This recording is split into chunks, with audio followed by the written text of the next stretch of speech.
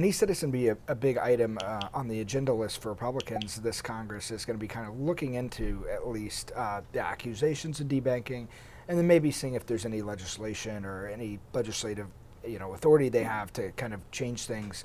Welcome to Reporter's Notebook, where we talk to the Washington Examiner's top journalists about the stories breaking on their beats. I'm Jim Antle, and I'm joined today by economics reporter Zach Halaschak. Zach, the Federal Reserve has taken or not taken new action on interest rates. What might that be? So the Fed decided not to lower rates. This is the first time in the past 3 meetings the Fed has not cut rates.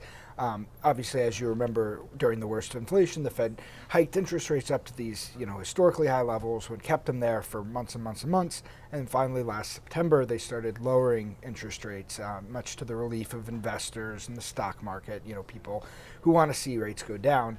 But now, over the past few months, inflation has actually started to pop back up a little bit. It's creeping like 1/10 of a point here, 1/10 of a point there, and I think it's around like 2.9%, which is almost a full percentage point above the Fed's 2% target. So the Fed's kind of being like, hold on, let's take a step back and take the foot off the gas here and just kind of see where we're at in a few more months. And the next Fed meeting is going to be in March. So interest rates, unless there's barring emergency or something, they're not going to go down before then. But even then, it looks like investors are kind of expecting it to be as late as May or June before they start cutting rates again. And this is obviously not good news for President Trump, who is, as we know, does not want to see rates at the levels they're at now. And, obviously any president doesn't want to see rates being high because it makes things like investment more expensive and, dampens economic growth. But that's kind of the state of play now. And it's just a waiting game to see whether inflation starts moving back down again to that 2% level. And if it starts moving faster than expected, then you could probably expect the Fed to cut rates sooner rather than later. But if we remain at this sticky, nearing 3% level, or if it starts ticking up, God forbid, then it's just not a good situation for anyone. So one issue Republicans have started talking about is this idea of debanking. Yeah. President Trump has mentioned it himself when he was speaking to executives in Davos. Sure. What is it, and why are Republicans concerned about this? So this is an issue that isn't necessarily new. You're just hearing more about it recently. Republicans have long kind of accused financial institutions of not banking to industries they see as not healthy, or firearms industry, the oil and gas industry. And so now you see some Republicans are accusing the big banks like Bank of America and JP Morgan Chase of not banking to conservative groups or conservative individuals.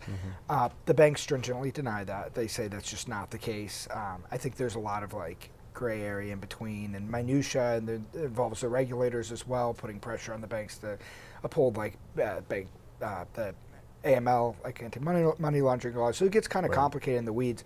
But I recently sat down with Tim Scott, and who's now the chairman of the banking committee, and he said it's going to be a big item on the agenda list for Republicans. This Congress is going to be kind of looking into at least the accusations of debanking, and then maybe seeing if there's any legislation or any legislative authority they have to kind of change things. And it's starting with a hearing in February, so they're going to call in some witnesses who claim they've been debanked. And I think from there is kind of where you're going to start to see that ball rolling. But like you mentioned, Trump mentioned it. He spoke about it in Davos at the World Economic Forum, actually called out Jamie Dimon, the CEO of JP Morgan, by name, which was kind of shocked, I think, a lot of the attendees there. But it shows that there's a willingness now to kind of delve into this. And I think a part of that, the reason why it's kind of catching on now, is simply because Republicans control the White House, they control Senate, and they control the House, so they now have the authority to actually dig into these things, see if there's anything there, and see what can be done about it. What's the status of the various people President Trump has nominated to lead his economic team? Yeah, so the biggest one is Scott Bessent, and he just got confirmed. I think it was 68 to 29, so pretty bipartisan, overwhelming vote. He faced some criticism from Democrats for being very wealthy, a billionaire, and for defending the Trump tax cuts, which is going to be the biggest legislative item he's for the Republicans. Secretary of the Treasury. Yes, correct. He's Secretary of the Treasury. He was previously at a hedge fund in New York and was an advisor to Trump on the campaign trail. His hearing was smooth, but again, you had some criticism from Democrats, like the Elizabeth Warren types, especially the ones on the further left fringes. But yeah, he's in office now. He's in the role, and then the next one that's kind of in the pipeline is Howard Lutnick, who was at Cantor Fitzgerald for years and years. Was there during 9/11. If you remember, that was one of the offices that got devastated. Like a huge proportion of the employees got killed. But he testified in his confirmation hearing this week, before the committee, and I think that was more surprising in that he wasn't facing some of the hard questions that Besant was facing. It was actually a very copacetic hearing, and a lot of even the Democratic senators weren't really pushing him too hard, or he would answer a question, they'd say, oh, that was easy, So I think he's going to sail through once it comes to a vote, but he's not quite there. And he's presumably would be Commerce Secretary if you get that, which is a huge role this time around because he's going to be in charge of a big portion of the tariff implementation, trade policy.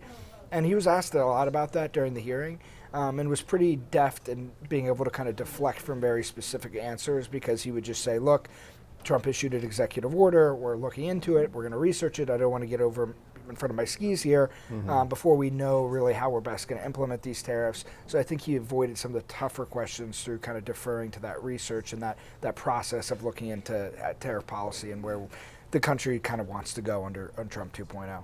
Yeah, and the economy is obviously a pretty big reason why the Trump administration got voted into office in the first place. Yeah, it's the number one reason. A lot of people would say that not the economy at large, but inflation more generally.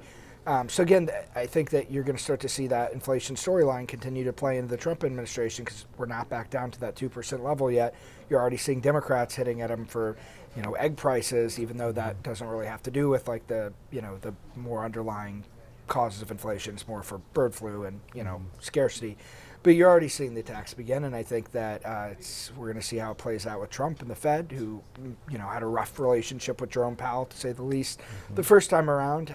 We'll see if it's a little more copacetic between the two of them, and it's just a wait and see thing, this early in the administration. Thank you, Zach. Yep. You can read Zach and the rest of our policy team's coverage at washingtonexaminer.com.